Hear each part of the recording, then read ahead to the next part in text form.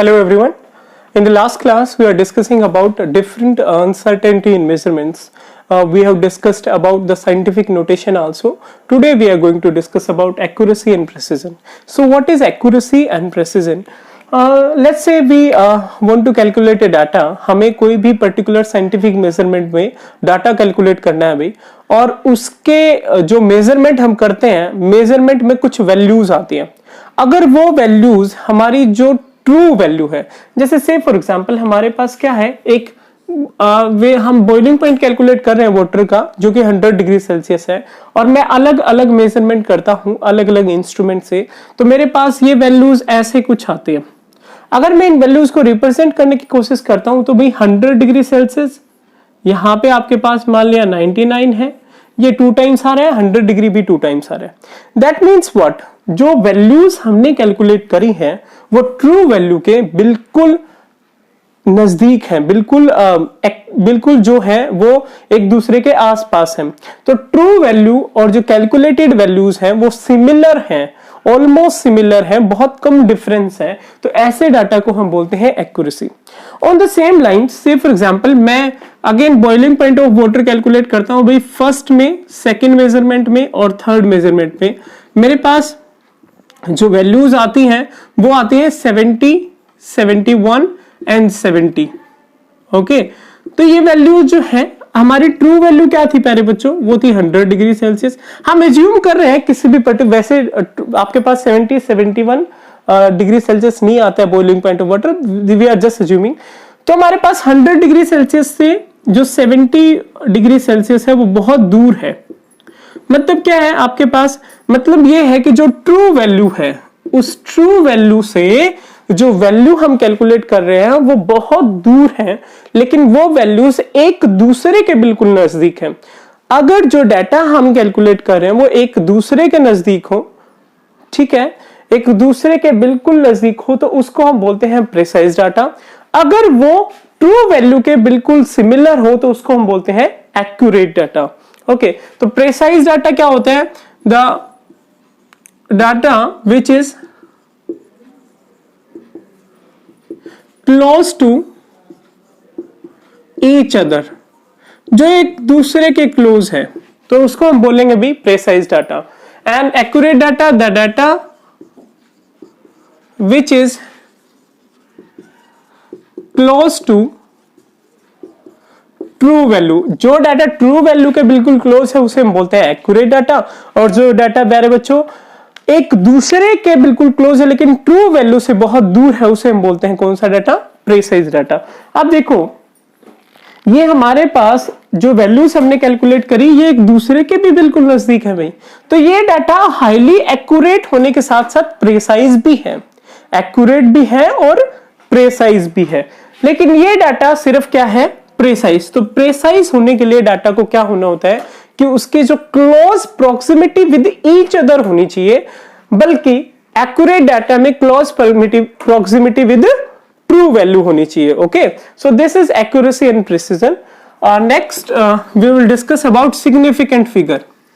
तो significant figure क्या होते हैं प्यारे बच्चों, उसके बारे में डिस्कस करेंगे. सिग्निफिकेंट फिगर हमारे पास how many figures are significant in an measurement. जो भी मेजरमेंट हम कर रहे हैं उस मेजरमेंट में हमारे पास जो वैल्यूज आ रही हैं वो कितनी सिग्निफिकेंट वैल्यूज हैं, कितनी वैल्यूज तक हमें कैलकुलेट करना है so that we get the desire result, हम उसके बारे में पढ़ेंगे. तो हमारे पास भाई there are few rules for calculation of significant figure. Significant figure calculate करने के कुछ रूल हैं, सिग्निफिकेंट फिगर्स. तो वो रूल्स क्या क्या हैं भी, हम उनके बारे में डिस्कस करेंगे.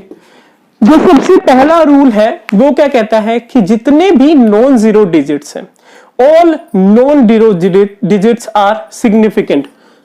All non zero digits are significant in nature.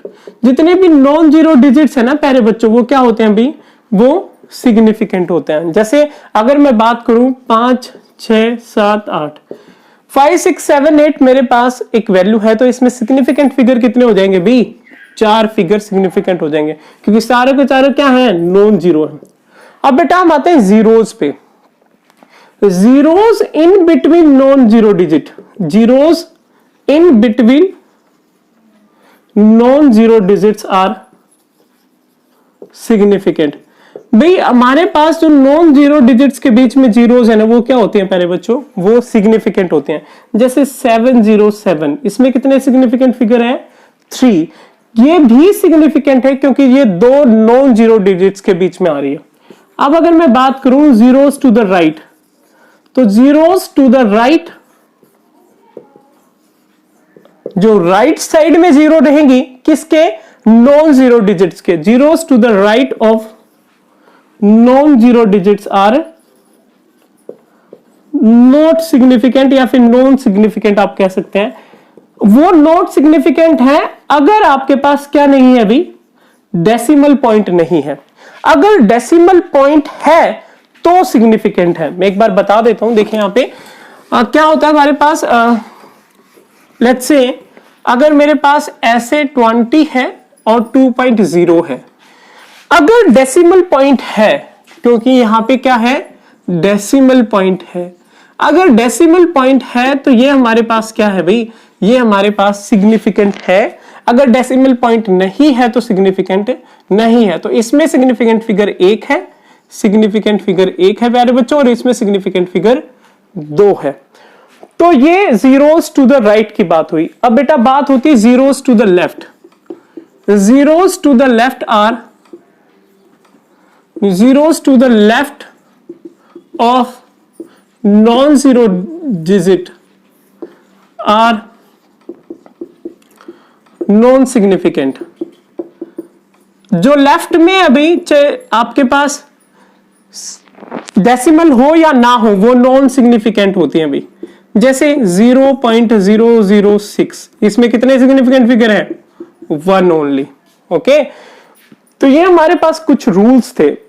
जो हमारे पास लास्ट रूल बनता है अभी, वो है कि जितनी भी फाइनाइट मेजरमेंट्स होते हैं प्यारे बच्चों, जितनी भी मेजरमेंट फाइनाइट है, जैसे मैं कहता हूं 2 टेबल्स, 2 चेयर, 4 फैंस, तो ये जितनी भी फाइनाइट मेजरमेंट्स हैं उनमें इनफाइनाइट नंबर ऑफ सिग्निफिकेंट होते हैं। तो फाइनाइट मेजरमेंट्स में infinite number of significant figure क्यों होते हैं, क्योंकि अगर मैं लिखता हूं किसी भी पर्टिकुलर चीज की वैल्यू, जैसे 2 बुक्स, तो हमारे पास क्या रहेगा भी, जो 2 बुक्स है उसको मैं 2.00000 पॉइंट लगा के बहुत सारी जीरोस लिख सकता हूं। That means there is infinite number of significant figure. Okay, so this is the way we can calculate the significant figure in a measurement. Okay everyone, तो कोई भी मेजरमेंट है उसमें हम लोग सिग्निफिकेंट फिगर कैसे कैलकुलेट करते हैं। नाउ क्वेश्चन कम्स टू कि अगर हम लोग दो चीजों को ऐड कर रहे हैं या फिर सब्सट्रैक्ट कर रहे हैं, तो उस केस में क्या होगा। एडिशन और सब्सट्रैक्शन के केस में, if we are adding 2 things, in case of addition and subtraction, हमारे पास क्या होगा, हम जिन 2 या 3 टर्म्स को या फिर वैल्यूज को ऐड कर रहे हैं, उसमें जो वैल्यू सबसे कम सिग्निफिकेंट फिगर वाली है, उसी में हम लोगों को रिजल्ट बताना है। जैसे फॉर एग्जांपल ये सेम चीज मल्टीप्लिकेशन और डिवीजन में भी रहेगी। जैसे मैं 2.023, 2.02, 2.1, इन तीनों चीजों को ऐड करता हूं तो मेरे पास 3, 4, 1 और 6 ये वैल्यू आती है प्यारे बच्चों।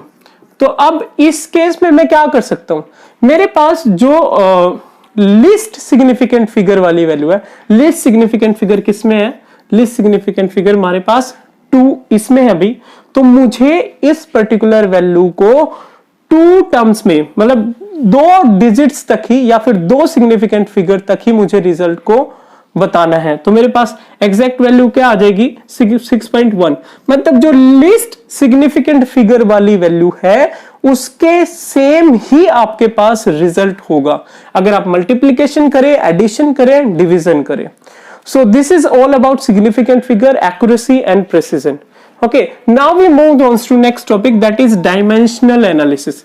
अब डायमेंशनल एनालिसिस क्या होता है। अच्छा, डायमेंशनल एनालिसिस से पहले आप लोगों को यह चीज पता होनी चाहिए कि हमारे पास जो वैल्यूज होती हैं, जो भी हम कैलकुलेट करते हैं, तो हम उनको राउंड ऑफ करते हैं। अभी आपको ये चीज का आइडिया जरूर होगा, अगर वैल्यू 5 से ज्यादा है तो हम एक जो वैल्यू है एक इंक्रीज कर देते हैं, 5 से कम है तो वैल्यू सेम रखते हैं। तो दिस इज द वे, ये आप लोगों को राउंडिंग ऑफ कैसे करते हैं ये आपको पता है पहले से ही। तो I am considering you people know it. तो हम लोग नेक्स्ट टॉपिक पे चलते हैं, दैट इज डायमेंशनल एनालिसिस। अब डायमेंशनल एनालिसिस क्या है? डायमेंशनल एनालिसिस भैया आप लोगों ने फिजिक्स में बहुत ही अलग तरीके से पढ़ा होगा। इन केमिस्ट्री हम लोग एक यूनिट को दूसरी यूनिट में चेंज करते हैं। मतलब हम एक चीज को, जैसे से फॉर एग्जांपल आपसे पूछ लिया जाए कि 1 मीटर में कितने किलोमीटर है, ठीक है, तो 1 किलोमीटर में कितने मीटर है। तो ये जो कन्वर्जन है प्यारे बच्चों, ये जो एक चीज, एक यूनिट को दूसरी यूनिट में कन्वर्जन करना है, वो हम लोग किस में करते हैं? डायमेंशनल एनालिसिस में करते हैं। So conversion of one unit to another, एक यूनिट का दूसरी यूनिट में कन्वर्ट करना हमारे पास क्या कहलाता है भाई? डायमेंशनल एनालिसिस कहलाता है। अब डायमेंशनल एनालिसिस में हम लोग एक यूनिट को दूसरी यूनिट में कैसे कन्वर्ट करते हैं, उसके लिए हम जो मेथड यूज करेंगे वो है यूनिट फैक्टर मेथड।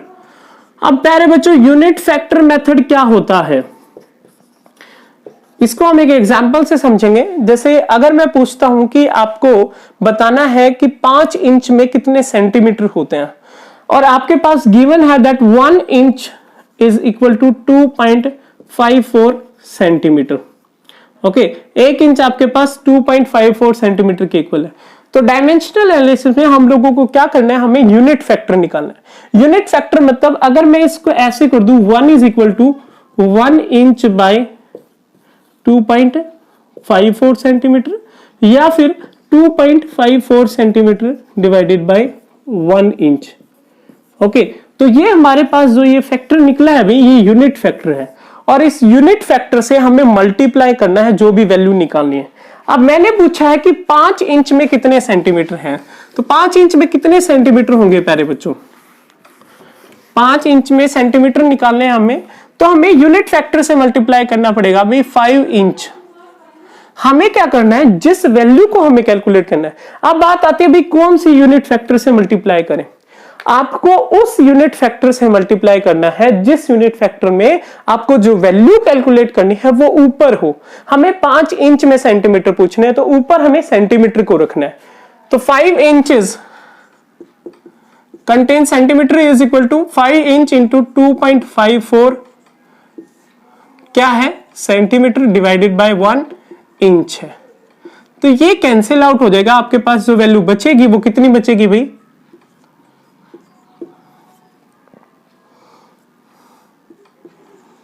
12.70 सेंटीमीटर। तो ये आपके पास वैल्यू आ जाएगी भाई। तो in this way we can convert one unit into another unit. हम लोग एक यूनिट को दूसरी यूनिट में कन्वर्ट कर सकते हैं, ठीक है।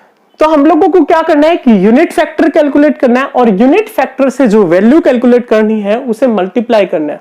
और मल्टीप्लाई कैसे करना है? मल्टीप्लाई ऐसे करना है कि हमारे पास जो वैल्यू हमें कैलकुलेट करनी है वो ऊपर आए। जैसे हमने 5 इंच में सेंटीमीटर कैलकुलेट करना था, तो इसके 2 यूनिट फैक्टर बन रहे थे। मैंने 1 inch bye centimetre, this centimetre नहीं करा, मुझे दिस सेंटीमीटर बाय 1 इंच करना था, ताकि आपके पास सिर्फ सेंटीमीटर वैल्यू बच जाए। So in this way we can calculate or we can convert one unit into another unit. So this is about dimensional analysis. So we will discuss about other topics in